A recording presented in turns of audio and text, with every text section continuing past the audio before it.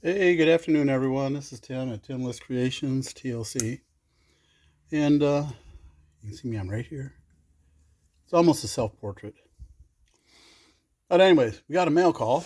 I got something here from Jack at Hobo Hideaway. It's a cool stamp he's got on there on his envelopes. Pretty sweet. So let's see what we got here. I know it's a sticker because we exchange stickers. So I have no idea what his sticker looks like, so we'll find out. So open up this letter here.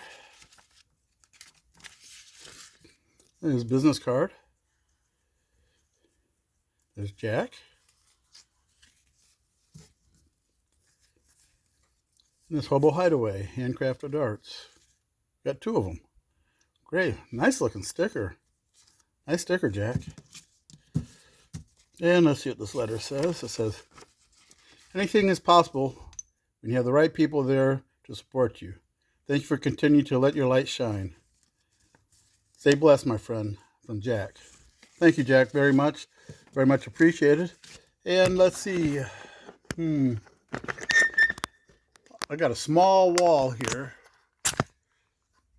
That side of the door is pretty much full.